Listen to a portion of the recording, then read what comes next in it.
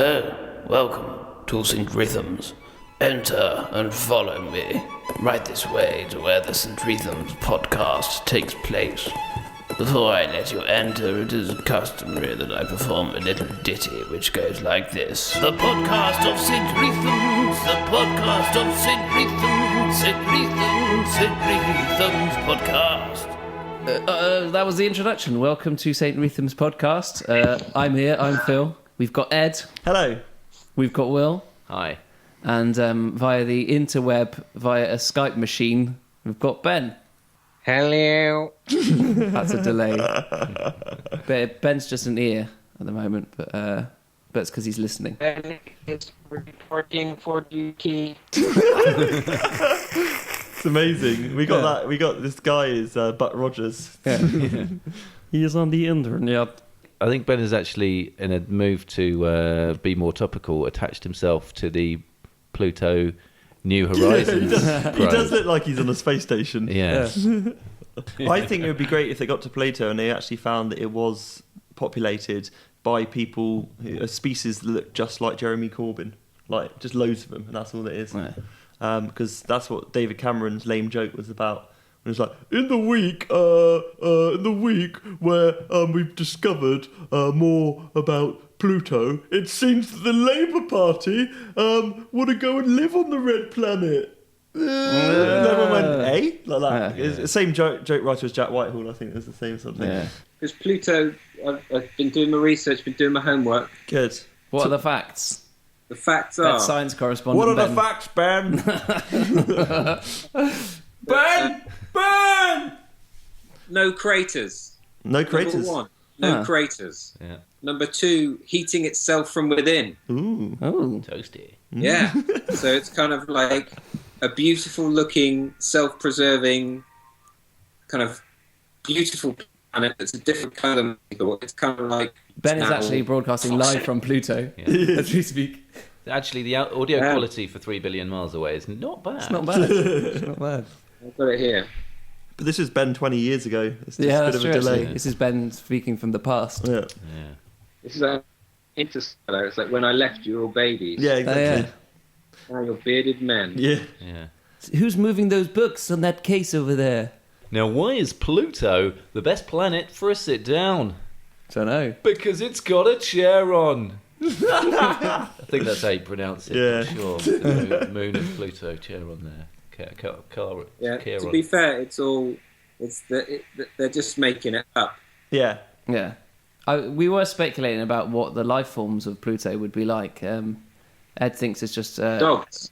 Dogs? Yeah, of course it would be dogs. One dog made a load of films. I think it'd be big bearded guys who hoard olive oil. Do you know what I think it is? I think when they flew past, I bet it's all like lushly wooded and it's got like beaches and stuff, and it's just got tribes of 3-breasted women going around and stuff, and they've just hidden it from us. Like, no, mate, you don't want to go there. It's just a rock. It's There's shit. just nothing It's there, shit. Yeah, It's going to be 3 rich billion person's miles away, planet. icy. Yeah. Yeah, don't bother. I would leave it. And Mars is full of... It's lovely, is Mars. It's full of beer, craft ale. It's just flowing everywhere. But do we get any? Do we bollocks? It's much the same trick they pulled with Norfolk, isn't it? I mean, Have you been to Norfolk? It's a it's palace. actually really nice. The Queen's got a beach hut in Norfolk. She's got a beach hut on Pluto, I bet you. Yeah, of course she has. But they're always astounded when they discover water on these planets. So every time they get there, and it's like, you'll never guess what? Water. The most uncommon thing in the universe. Exactly. It's like, let's terraform this motherfucker and make some money out of it. Yeah. And they're also like, water. Aliens! It's like... Exactly. That's where their budget comes from, isn't Yeah, it? exactly. I mean, Yeah. if there wasn't the constant possibility that we might find some aliens somewhere, people would just be thinking, well, yeah, the further we go into space, it's just more of a reminder of how alone we are. Yeah, exactly. Nobody wants that. You want to be thinking, yeah, aliens. Any minute now, aliens. Are ye sailing the 7 seas, but there's only one of ye? Do ye be needing a sexy sea dog to walk your salty plank? Want to have the barnacles scraped from your testicles? Would you like to see some semen? Then dial Naughty Card. Arr, I called Naughty Call, and now I have 2 wooden appendages. Arr. After Naughty Call, I be needing 2 eye patches, dar, etc. There she blows. Nautical. For when you don't have 2 pieces of it to rub together and you want to land a lubber, you can shiver my timber any day. You're listening to the St. Reatham's podcast. We're like, oh, I wonder what this blank rock is like. And it's like, let's go look closer. It's like, we can see how clearly blank it is and how rock-like it is. Let's go closer. Let's drill into it. Yep. Sure is rocky. So it's rocky. Still blank and rocky. Yeah. Look how the rocky dust comes out of it in a way that I guess it would if it was being drilled into by another life form. Is it just a dead planet, or could it have been that aliens might have lived there once? I know they did a thing where they used to look up at Mars and they thought they saw canals on Mars. They're like, yep, they've got canals. Systems just like us, because that is the height of technology. So that's what they would have had. Wow. That's because we we anthropomorphise everything, so we always think, well, it's got to be like us. Yeah. Because we're dicks, so all the others should be. I can bring some real scientific fact into this Ooh. conversation. Where is the next most hospitable place in the solar system, do you think? Venus. Damn it! You were supposed to say Mars, you dick. Right, so but because the surface of Venus is about 400 degrees centigrade. Ooh, toasty. It's quite hot. Yeah. So, sort of molten lead hot. Do you know, Will, I don't mean to be critical, but I think that would be a bit too hot for me. Yeah. Just a bit, just a teeny bit hot, but it's a bit too hot. But God, yeah, it's too hot here. It's too thanks hot. to that's due to a runaway greenhouse effect up above the clouds causing that.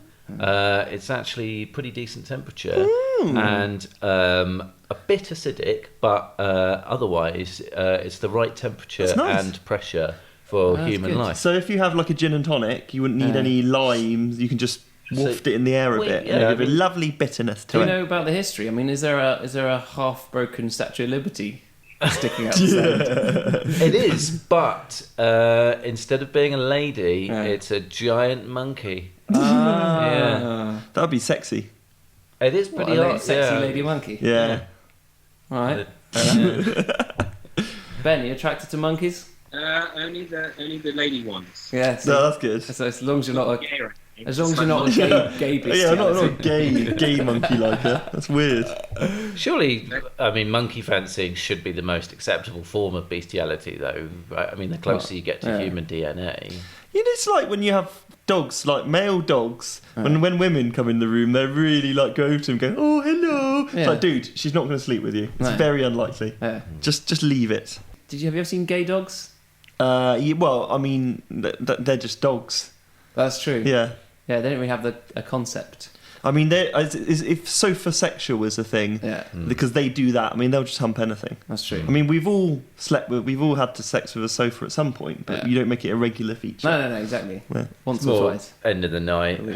Quite like the look of the cushions on that. Just looking it up, and apparently there is a gay dog boarding kennel Oh, nice. in Aylesford, which is basically It's probably really hard to get in. gay dogs and gay cats as well as a cattery. Short-term lets allows all types of gay dogs. All types of gay dogs. You probably have to be prepared to have your dog, in order to get in, your dog probably has to get off with another dog of the same sex. Yeah. for a Or like bit. outside, prove it. Yeah. Instead of going, oh, they have to go, oh, like that. like in apocryphal stories about bouncers outside gay clubs where they're like, oh, hang on, no, you look a bit straight, your shoes look a bit boring, get off with that fella. I mean, I've never seen that happen, but I don't know, I've heard stories about that, that happening, and they probably do that with the dogs as well. So they probably have. That's one of those definitely true stories. Yeah, definitely. Yeah. Like my mate Dave once went upside down on the swing, Just All the way thinking, around. All the way around. did you... Didn't you tell me once, Ed, that you actually go back in time if you go on the swing upside down? So Oh, I think everyone knows that. I think yeah. I believed it. Yeah. I believed it quite a lot. It makes sense if you think about when it. I was, Or not too 25. much. Depends which way you rotate, though, doesn't it? Yeah. If you go... Yeah. Because there's a time hole at the top, so you have to go Remember through when the that right way. prick Superman turned the world back round to make yeah, it go it's back in flying time? backwards. That's some bullshit, isn't it? It's not a bullshit, fucking. isn't it? It's not a VHS. You can't just go and rewind it. What an arsehole. Yeah. Actually, Christopher Reeves has been in quite a lot of dodgy time-related movies. Did you ever see In Time? No. Okay, so it's a film where he basically just keeps telling himself that it's 1920, and thereby he travels back in time because he's convinced himself that it is. I see. Yeah. That's even weaker than Superman's theory for turning back time, which is just fly around the world super quick. Yeah, backwards. Yeah. I don't know how that turns back time. Ben, do you know about the science of this? Yeah, it's all perfectly logical and reasonable. If you do anything backwards, it reverses the time. Did you never walk backwards? Yeah, that's true. Somewhere. Actually, you do That's that true, yeah. if you see a parade going past. There's that old joke that if you can fast forward it by running the other way. What I don't like about that sort of thing is when, if I was to say that to some people, they'd say, it's not supposed to be realistic, Superman can fly. I'm like, right, those two things are different. Yeah. That's a different thing.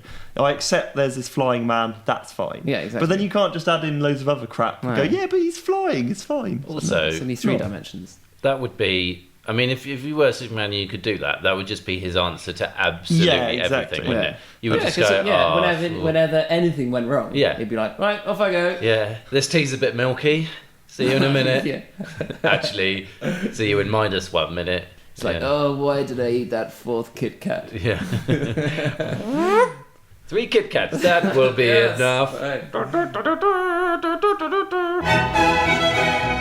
You're listening to the St. Reatham's podcast.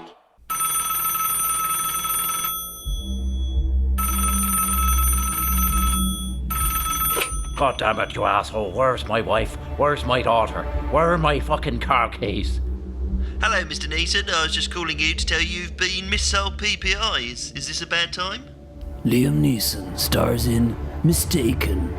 They don't have his family. They just got the wrong number. Where's my toffee crisp? Where's my shoes? Ah, Jesus, they've been taken. Where's my house? Has my house been taken? Oh no, I'm at the wrong house. Sorry about that. That's alright, Liam Neeson. See you later, Liam. See you later, no. Where's my tractor? It's been taken. Oh no, I parked it over there. Liam Neeson, and Liam Neeson star in Liam Neeson Cubed. They cloned them, and now there's 3. I'm the one man you shouldn't clone. Actually, I'm one of the men you shouldn't clone. You also shouldn't clone Robert McCarby. Ah, Jesus, where's Robert McCarby? He's been taken. I know he's over there. Where's my hat? Has it been taken? Liam Neeson, have you got my hat? Has that been taken? Have you taken it over there, Liam Neeson? No, I haven't. Have you seen my guitar? Oh, no, it's there. Okay, fine. I thought it was taken, but I'm mistaken. Who's got me shoes? Where are me shoes? Oh, they're on my feet. Sorry about that. I haven't got your shoes, Liam Did Neeson. anybody see my favourite book? Where's my sandals? What's the book? Where have you left my book? That's no, my sorry, book. that's my book. It's not your That's one. my I book. thought it was mine. No, I've taken mine. Mine's been taken. Who are you? Where do you live? Where's my sandals? Why don't you leave me Where's my alone? virginity? Where's my ham? Who's got my ham? It's been taken. I wanted to go to the beach. I'm still a virgin. Where's my beach umbrella? Has it been taken? Excuse me, Mr. Liam Neeson, could you take a picture for me? Alright then. Right, it's been taken. You're listening to the St. Reatham's podcast. Oh, nice. It's like it summons visions of that music every time. I wonder if Tinker's probably dead by now, isn't Yeah, he? hopefully. I saw Tink actually. Did you? I was at the Chelsea Arts Club on New Year's Eve about 2 years ago, and it was a great party, but it was we got there and nobody had told us that the dress code was tartan. So we were just dressed in like smart clothes and everyone else was in tartan. They're all fucking lash before we got there. Oh. And at the end of the night when I was queuing up at the cloakroom to get my bag, there was Tink absolutely slumped in a chair No in the way. cloakroom, Wow. looking even more pale and sweaty than he does in real life. Oh my god, that's And it was amazing. like one of those wonderful, horrible moments. He looks like the inside of a pork scratching, doesn't he? It's He horrible. kind of does, all gelatinous and cold Yeah, no, and like clammy. pork pie if you cut into it. Yeah, But And that- Tink was getting on even back then, wasn't he? Yeah. You know, he must be pretty old. I think it was just a lot. I think that's just called alcoholism. Ah, yes. yeah, that's what he's getting on. Should've He's just- getting on the cider. Getting on. Just slapped him and woken him up and gone, Tink, Tink, how much is that table over there? oh, I don't know, 40 quid? Oh, many coke? Lovejoy, have you seen Tink? Yeah, no, he's taken up skag. This is my joy. So cold, so cold. Lovejoy, I found another case of vintage port. Its value's going down by the second, so you better get over here. The thing I love about Ian McShane is, he's now, you see him appearing in Pirates of the Caribbean, or Yeah. you see him appearing in Deadwood and all these things, and to all these Americans they're like, Steele's this great British actor, but to everyone in England it's sort of like, you're fucking Lovejoy, mate. Lovejoy. You will never escape the shackles of Lovejoy, even if he turns in like an Oscar-winning performance. Like Yeah. I don't know who he could portray in history. Who does he look like? But it would, unless they make Lovejoy the movie, in which case it's like, yeah, that I believe in that. I believe in that. It's like when they say, they're like, Guy Pearce has to be one of the greatest alternative genre actors. Like, what, that dickhead from Neighbours? Piss Yeah, off. yeah. Yeah, You can never from escape it. Neighbours. Yeah, exactly. Dr. Mike. from Neighbours? Dr. Mike. Yeah. He was in... Mike Neighbours. He was in Sexy Beast, wasn't he, Lovejoy? And he was a really menacing character. And he just, you think all the way through, like, that he's going to do something awful. And then he goes up to Ray Winstone. He goes, if I gave a fuck. And, yeah, to Americans, they're probably thinking, oh, he's creepy. But to anyone British, they're Sell just him of thinking... ours. Go on, sell him of ours. Careful, Lovejoy. Careful with the naughty language there.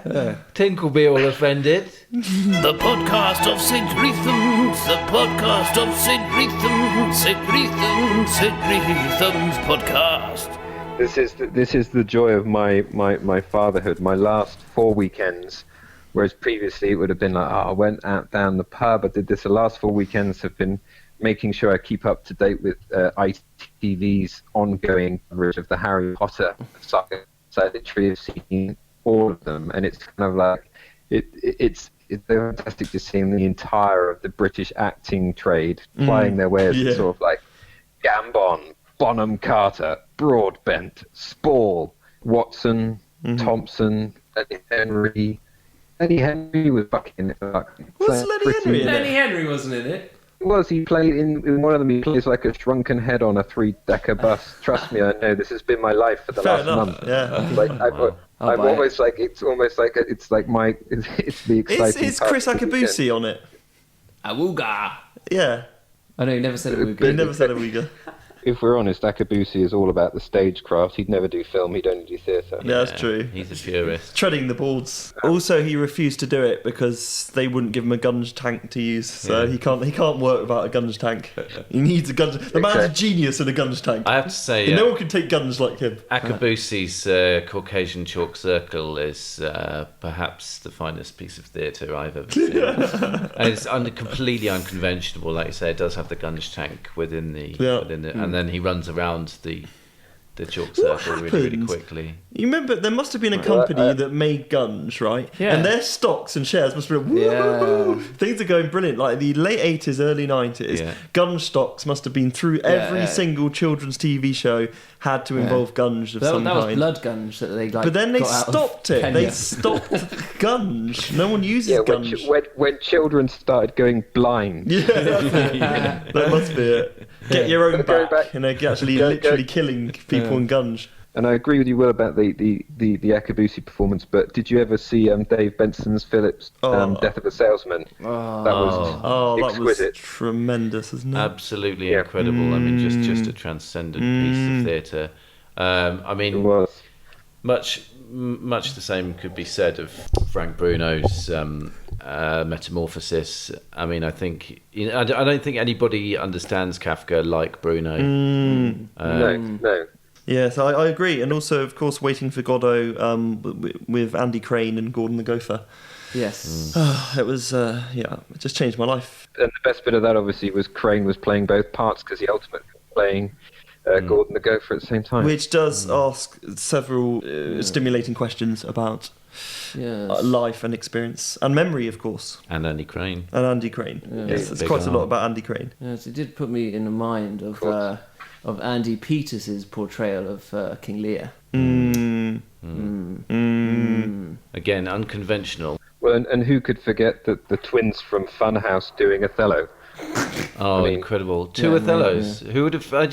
What the imagination that conceived that? Just a pair of them. And for one of them to be brave enough to black up as Iago was just such a leap forward in theatre. Yeah, raised a lot of interesting questions. Well, it was the beginning of the end for Pat Sharp Productions. Yes. Do you know, since March 2014, Andy Crane has been a freelance newsreader for ITV Granada, presenting breakfast and weekend bulletins. That's what he does. Nice. So he's at the zenith of his career. To him on his own in his house. Yeah, exactly. The news is there any toast on the go, Mum? Like, fuck off, Andy. Breaking today, Andy Crane is still fine. He's fine. Back to Andy. Yeah.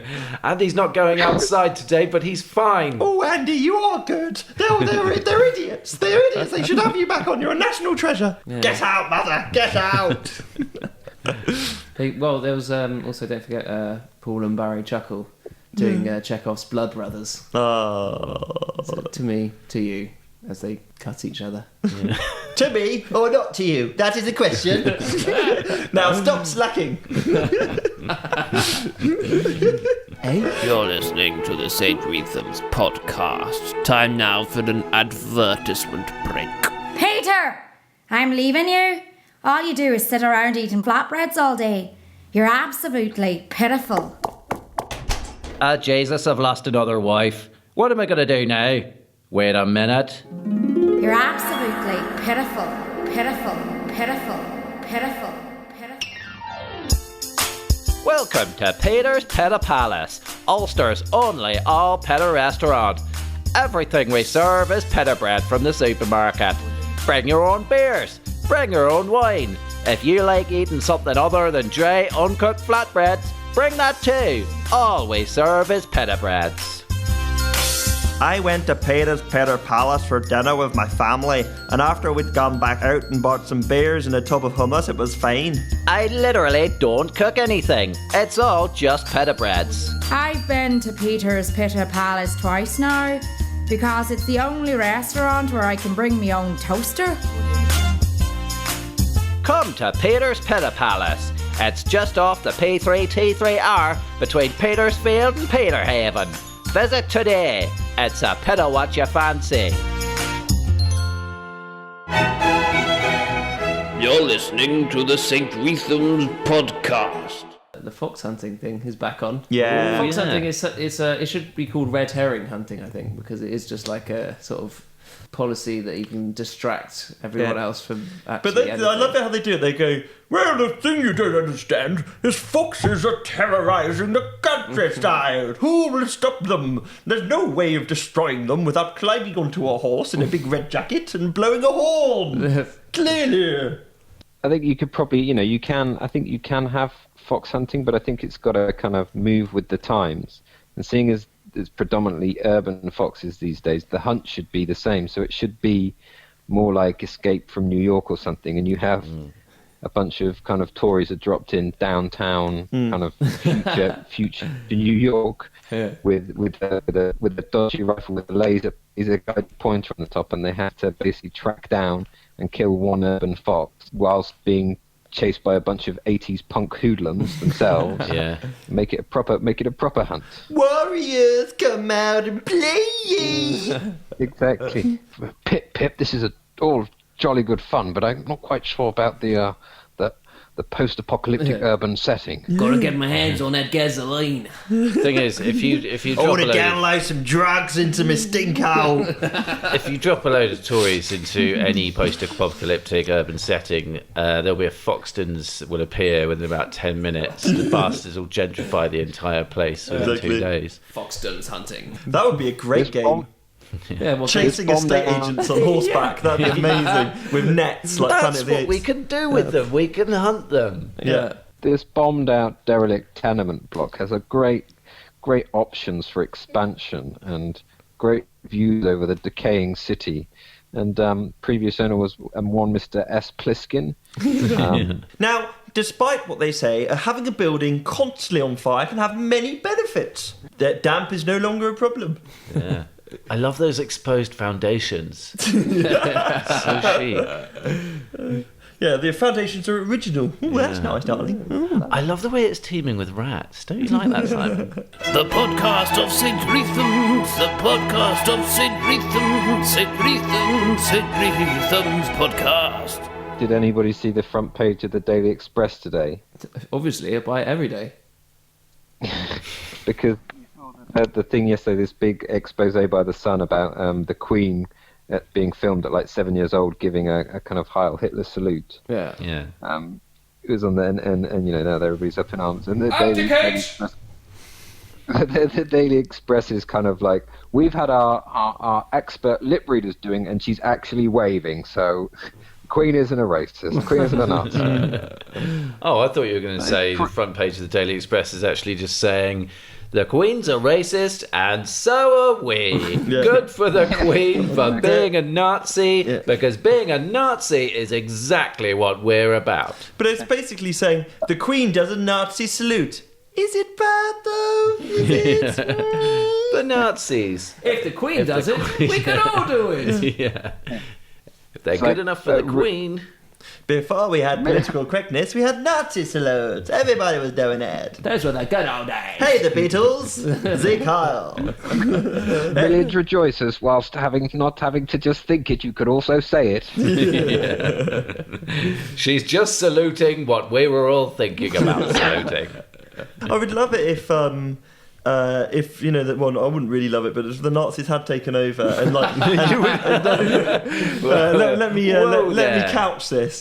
Just because the everyday thing, you know, you go into a shop like, all right, mate, all right, I'll Hitler, mate, Zikar, can I have 2 eggs, bit of bacon, and Zikar. Oh, Hitler. Yeah, nice. Yeah, that'd be nice, isn't it? Yeah. All right, mate, Zico. Oh, Hitler. Oh, Hitler. All right, Yeah. all right, Zico. No, we would have shortened. Surely we'd have shortened it by now, or made it more of a parlance, or urbanised it. No, Zico. And also, it would be rhyming. It would be rhyming slang as well. So it would be something else. Yeah. You know. Yeah. I can't think what that is. Yeah, we'll have a half for Hitler, please, mate. It's not even a thing. Half Hitler. Yeah, because there'll be like Hitler craft ales and everything else. The final solution to taste. Adolf Hoppler. This is the lowest common denominator. We've got back talking about Hitler. No, we very rarely do, actually. For a long time, we used to always be on Hitler. We used to end up with Hitler with Ben. I'm sorry. Well, this is what happens when you read the Daily Express. John Explosion is an uncompromising cop who doesn't play by the rules. Damn an explosion! The DA wants your badge. You killed 57 at the policeman's picnic. You. Hey, partner, you saved my life back there. Don't know how I'm ever gonna repay you. Papa, you made it to my first baseball game. Hey guys, my dad. Well. John Explosion. You know you'll never make it out of here alive. Explosive action. John Explosion. Coming to a screen near you.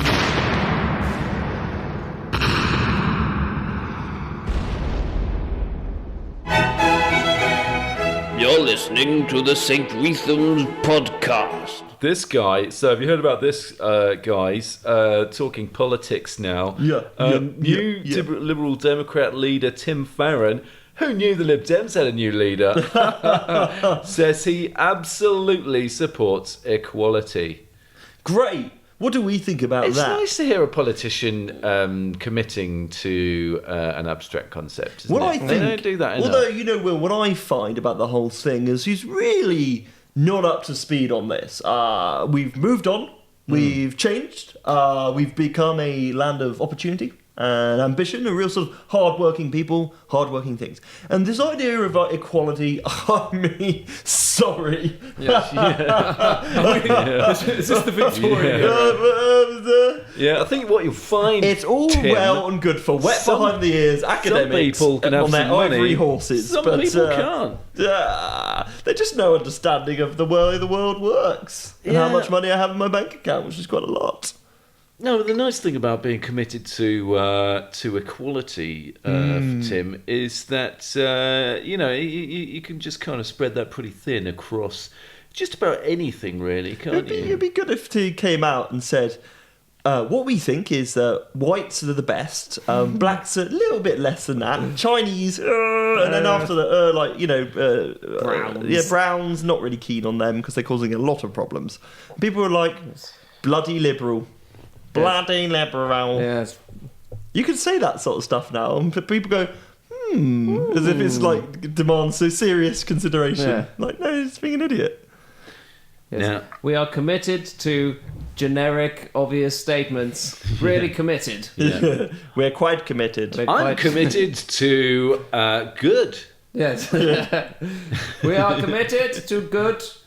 But that's the classic thing, isn't it? It's like, the other party, they want bad things for Britain, but only our party want good things for a good Britain. Exterminate! Actually, there's an interesting logical point in Mr. Farron's response to the questioning he received on Channel 4 News. He was asked 3 times, because Mr. Farron is a committed Christian, he was asked 3 times if he believed homosexual sex was a sin.